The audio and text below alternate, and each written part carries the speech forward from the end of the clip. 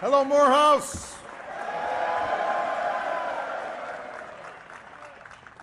Well, thank you, everybody. Please be seated. I love you back. That is why I am here. I have to say that it is one of the great honors of my life to be able to address this gathering here today. I want to thank Dr. Wilson for his outstanding leadership and the Board of Trustees. We have Congressman Cedric Richmond and Sanford Bishop, both proud alumni of this school, as well as Congressman Hank Johnson and one of my dear friends and a great inspiration to us all, the great John Lewis is here.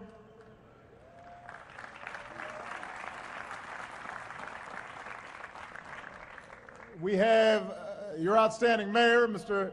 Kasim Reed, in the House. To all the members of the Morehouse family, and most of all, congratulations to this distinguished group of Morehouse men, the class of 2013.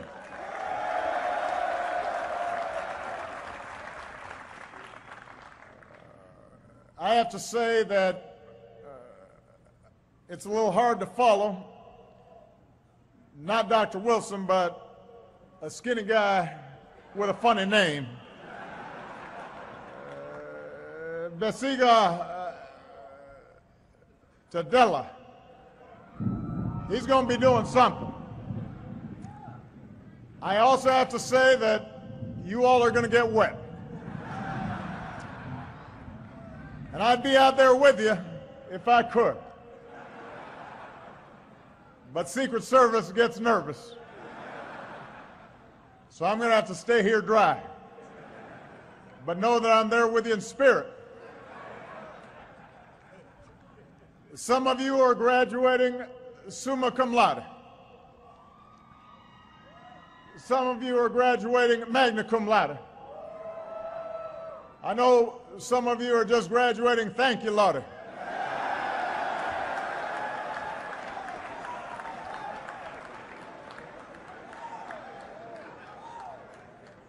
And that's appropriate because this is Sunday.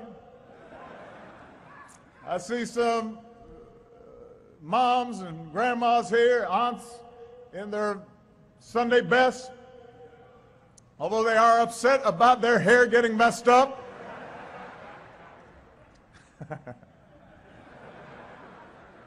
Michelle would not be sitting in the ring. She has taught me about hair. I want to congratulate all of you. The parents, the grandparents, the brothers and sisters, the family and friends who supported these young men in so many ways. This is your day as well.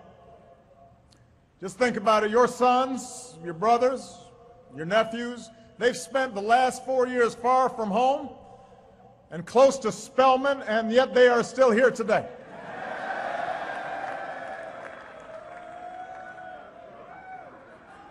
So you've done something right. Graduates, give a big round of applause to your family for everything that they've done for you.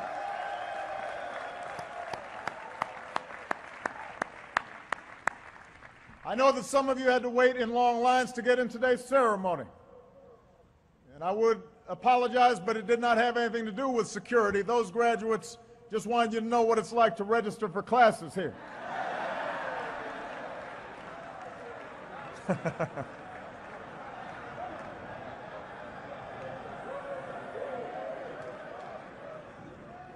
And this time of year brings a different kind of stress. Every senior stopping by Gloucester Hall over the past week, making sure your name was actually on the list of students who met all the graduation requirements. If it wasn't on the list, you had to figure out why. Was it that library book you lent to that trifling roommate who didn't return it? Was it Dr. Johnson's policy class?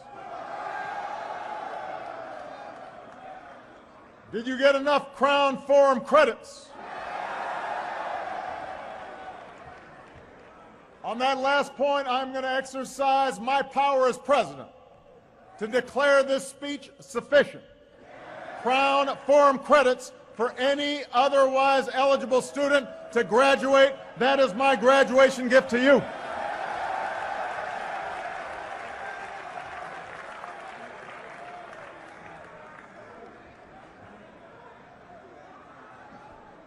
You have a special dispensation.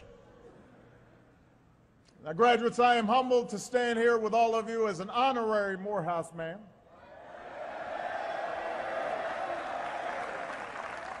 I finally made it. And as I do, I am mindful of an old saying. You can always tell a Morehouse man, but you can't tell him much.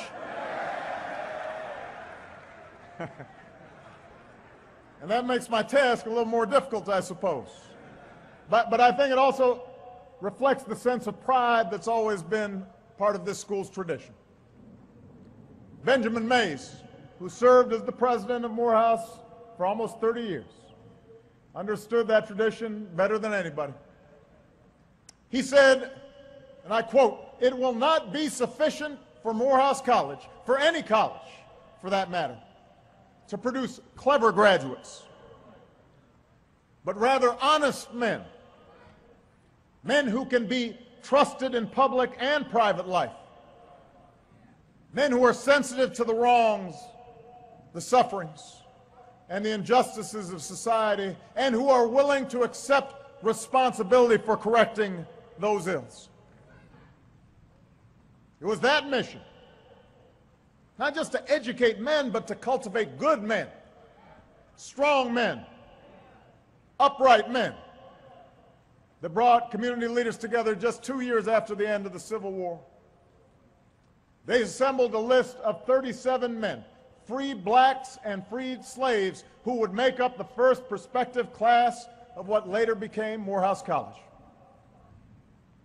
Most of those first students had a desire to become teachers and preachers, to better themselves so they could help others do the same.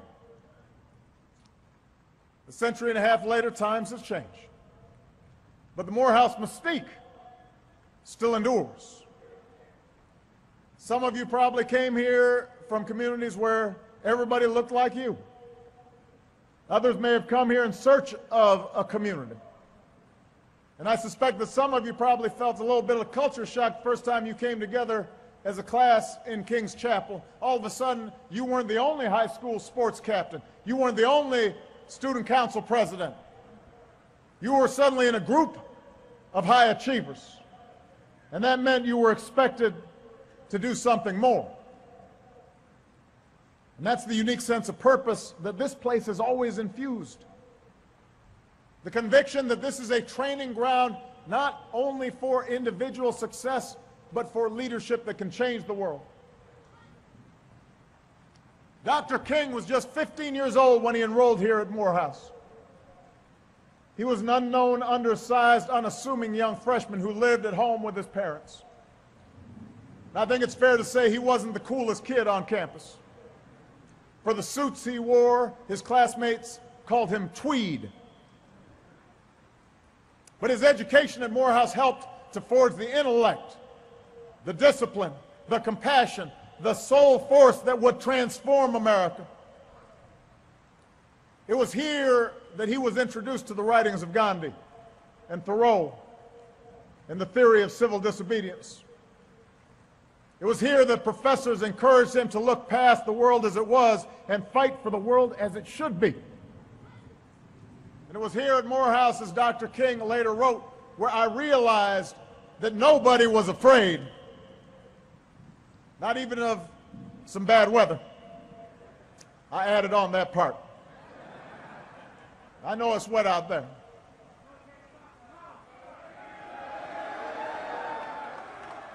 But Dr. Wilson told me y'all had a choice and decided to do it out here anyway.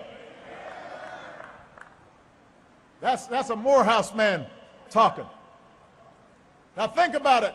For black men in the 40s and the 50s, the threat of violence, the constant humiliations, large and small, the uncertainty that you could support a family, the gnawing doubts born of a Jim Crow culture that told you every day that somehow you were inferior, the temptation to shrink from the world, to accept your place, to avoid risks, to be afraid. That temptation was necessarily strong. And yet here, under the tutelage of men like Dr. Mays, young Martin learned to be unafraid. And he in turn taught others to be unafraid. And over time, he taught a nation to be unafraid. And over the last 50 years, thanks to the moral force of Dr. King and a Moses generation that overcame their fear and their cynicism and their despair, barriers have come tumbling down. And new doors of opportunity have swung open. And laws and hearts and minds have been changed to the point where someone who looks just like you can somehow come to serve as President of these United States of America.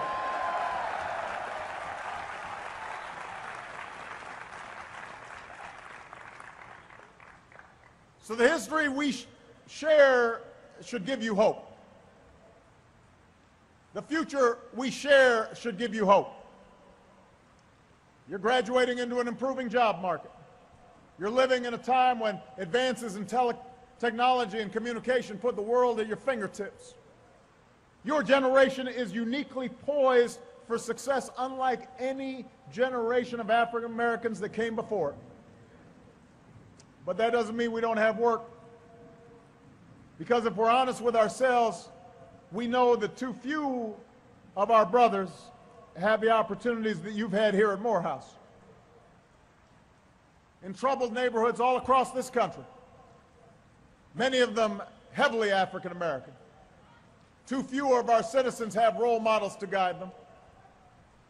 Communities just a couple of miles from my house in Chicago, communities just a couple of miles from here, there are places where jobs are still too scarce and wages are still too low, where schools are underfunded and violence is pervasive, where too many of our young men spend their youth not behind a desk in a classroom, but hanging out on the streets or brooding behind a jail cell.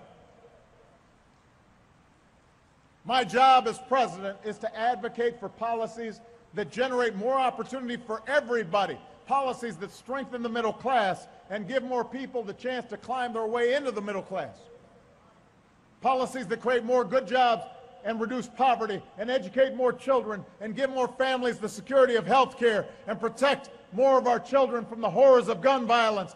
That's my job. Those are matters of public policy, and it is important for all of us, black, white, and brown, to advocate for an America where everybody's got a fair shot in life, not just some, not just a few.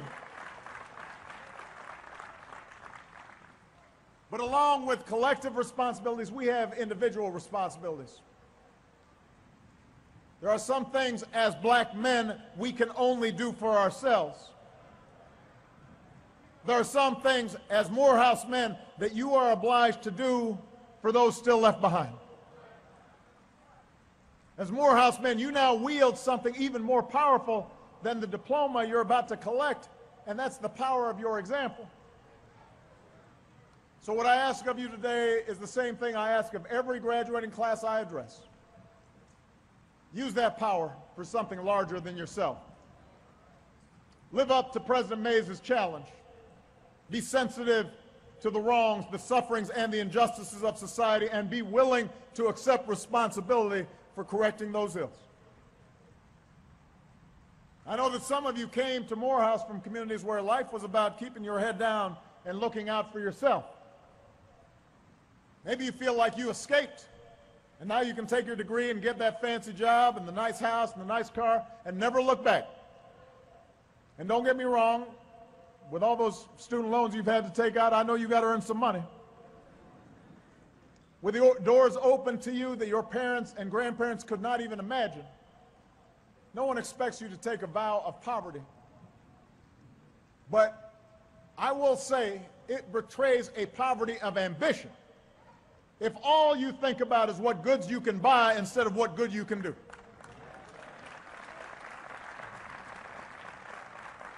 So yes, go get that law degree, but if you do, ask yourself if the only option is to defend the rich and the powerful, or if you can also find some time to defend the powerless. Sure, go get your MBA or start that business. We need black businesses out there, but ask yourselves what broader purpose your business might serve in putting people back to work or transforming a neighborhood. The most successful CEOs I know didn't start out intent just on making money. Rather, they had a vision of how their product or service would change things, and the money followed. Some of you may be headed to medical school to become doctors, but make sure you heal folks in underserved communities who really need it too. For generations, certain groups in this country, especially African Americans, have been desperate in need of access to quality, affordable health care. And as a society, we're finally beginning to change that. Those of you who are under age 26 already have the option to stay on your parents' health care plan. But all of you are heading into an economy where many young people expect not only to have multiple jobs, but multiple careers. So starting October 1st, because of the Affordable Care Act, otherwise known as Obamacare, you'll be able to shop for a quality, affordable plan that's yours and travels with you, a plan that will ensure not only your health, but your dreams if you are sick or go get an accident. But we're going to need some doctors to make sure it works too. We've got to make sure everybody has good health in this country. It's not just good for you, it's good for this country. So you're going to have to spread the word to your fellow young people. Which brings me to a second point. Just as Morehouse has taught you to expect more of yourselves, inspire those who look up to you to expect more of themselves. We know that too many young men in our community continue to make bad choices. And I have to say, growing up, I made quite a few myself. Sometimes I wrote off my own failings as just another example of the world trying to keep a black man down. I had a tendency sometimes to make excuses for me not doing the right thing. But one of the things that all of you have learned over the last 4 years is there's no longer any room for excuses.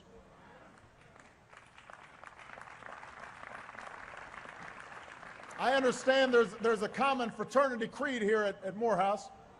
Excuses are tools of the incompetent used to build bridges to nowhere and monuments of nothingness. Well, we've got no time for excuses. Not because the bitter legacy of slavery and segregation have vanished entirely, they have not. Not because racism and discrimination no longer exist. We know those are still out there. It's just that in today's hyper-connected, hyper-competitive world with millions of young people from China and India and Brazil, many of whom started with a whole lot less than all of you did, all of them entering the global workforce alongside you, nobody is going to give you anything that you have not earned. Nobody cares how tough your upbringing was. Nobody cares if you suffered some discrimination. And moreover, you have to remember that whatever you've gone through, it pales in comparison to the hardships previous generations endured, and they overcame them. And if they overcame them, you can overcome them too.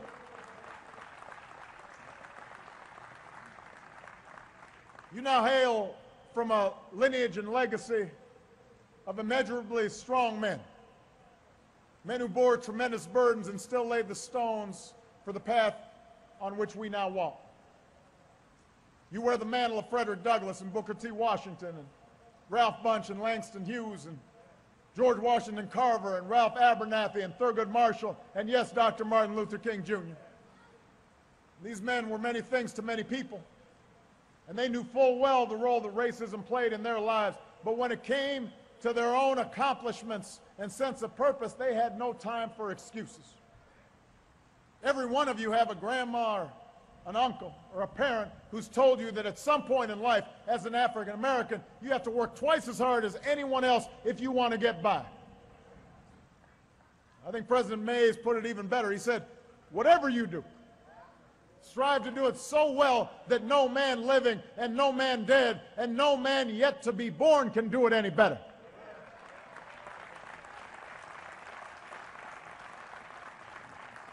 And I promise you what was needed in Dr. May's time, that spirit of excellence and hard work and dedication and no excuses, is needed now more than ever. If you think you can just get over in this economy just because you have a Morehouse degree, you're in for a rude awakening. But if you stay hungry, if you keep hustling, if you keep on your grind and get other folks to do the same, nobody can stop you. And when I talk about pursuing excellence and setting an example, I'm not just talking about in your professional life. One of today's graduates, Frederick Anderson. Where's Frederick? Frederick right here. I know it's raining, but I'm going to tell about Frederick. Frederick started his college career in Ohio only to find out that his high school sweetheart back in Georgia was pregnant. So he came back and enrolled in Morehouse to be closer to her. Pretty soon, helping raise a newborn and working night shifts became too much, so he started taking business classes at a technical college instead, doing everything from delivering newspapers to buffing hospital floors to support his family. And then he enrolled at Morehouse a second time. But even with a job, he couldn't keep up with the cost of tuition. So after getting his degree from that technical school, this father of three decided to come back to Morehouse for a third time. As Frederick says, God has a plan for my life, and he's not done with me yet. And today, Frederick is a family man, and a working man, and a Morehouse man, and that's what I'm asking all of you to do. Keep setting an example for what it means to be a man.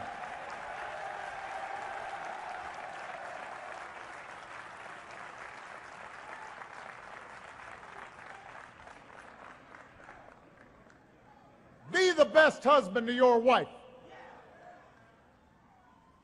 or your boyfriend, or your partner.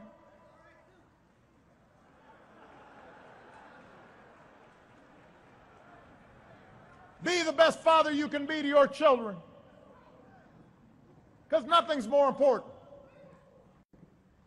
I was raised by a heroic single mom, wonderful grandparents, made incredible sacrifices for me. And I know there are moms and grandparents here today who did the same thing for all of you. But I sure wish I had had a father who was not only present, but involved. Didn't know my dad.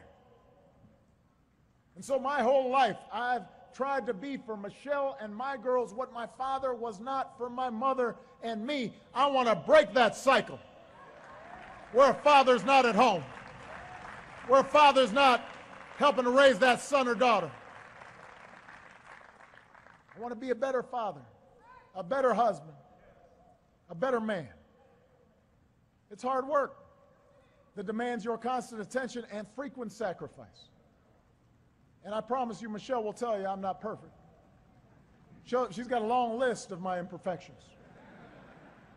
Even now, I'm still practicing, I'm still learning, still getting corrected in terms of how to be a fine husband and a good father. But I will tell you this, everything else is unfulfilled if we fail at family, if we fail at that responsibility. I know that when I am on my deathbed someday, I will not be thinking about any particular legislation I passed. I will not be thinking about a policy I promoted. I will not be thinking about the speech I gave. I will not be thinking about the Nobel Prize I received. I will be thinking about that walk I took with my daughters. I'll be thinking about a lazy afternoon with my wife. I'll be thinking about sitting around the dinner table and seeing them happy and healthy and knowing that they were loved. And I'll be thinking about whether I did right by all of them. So be a good role model. Set a good example for that young brother coming up. If you know somebody who's not on point, go back and bring that brother along. Those who've been left behind, who haven't had the same opportunities as we have, they need to hear from you. You've got to be engaged on the barber shop, on the basketball court, at church. Spend time and energy and presence to give people opportunities and a chance. Pull them up, expose them, support their dreams. Don't put them down. We've got to teach them, just like what we have to learn, what it means to be a man, to serve your city like Maynard Jackson, to shape the culture like Spike Lee, to be like Chester Davenport, one of the first people to integrate the University of Georgia Law School. When he got there, nobody would sit next to him in class, but Chester didn't mind. Later on, he said it was the right thing for me to do. Someone needed to be the first, and today Chester is here celebrating his 50th reunion. Where's Chester Davenport? He's here.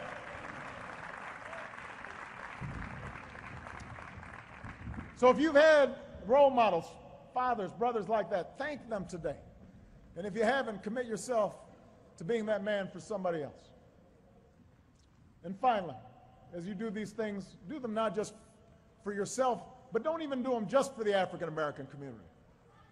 I want you to set your sights higher.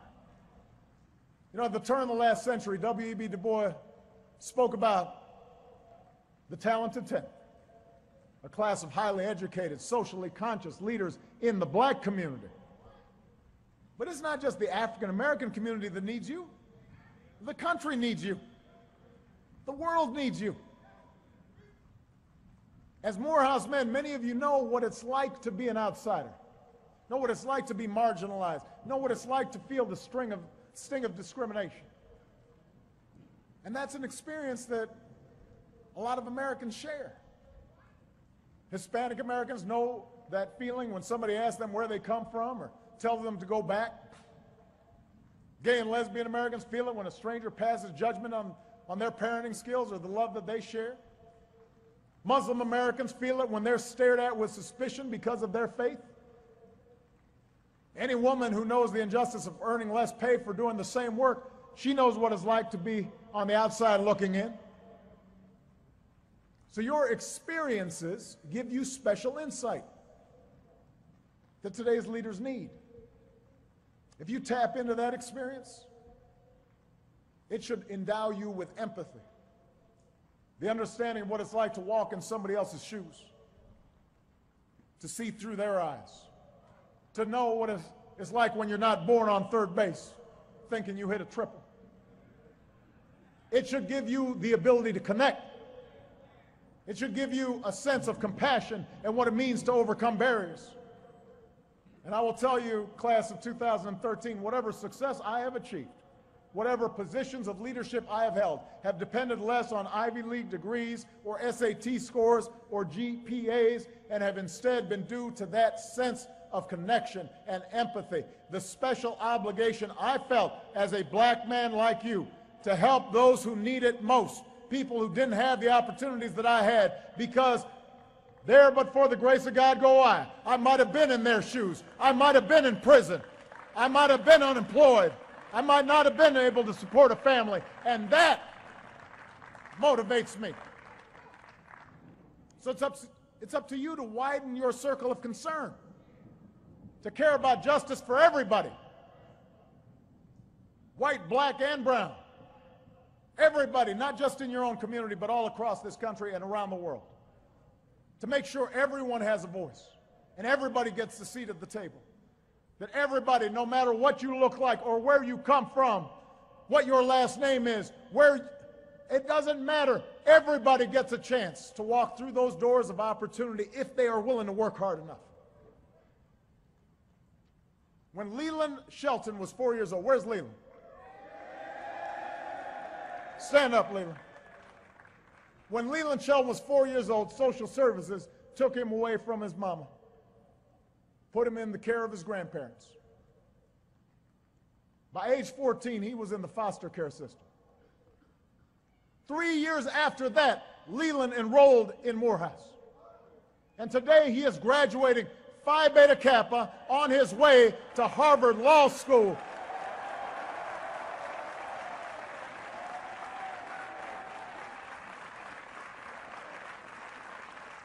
But he's not stopping there. As a member of the National Foster Care Youth and Alumni Policy Council, he plans to use his law degree to make sure kids like him don't fall through the cracks. And it won't matter whether they're black kids or brown kids or white kids or Native American kids, because he'll understand what they're going through, and he'll be fighting for them. He'll be in their corner. That's leadership. That's a Morehouse man right there. That's what we've come to expect from you, Morehouse, a legacy of leaders, not just in our black community, but for the entire American community. To recognize the burdens you carry with you, but to resist the temptation to use them as excuses. To transform the way we think about manhood and set higher standards for ourselves and for others. To be successful, but also to understand that each of us has responsibilities, not just to ourselves, but to one another and to future generations. Men who refuse to be afraid. Men who refuse to be afraid. Members of the class of 2013, you are heirs to a great legacy.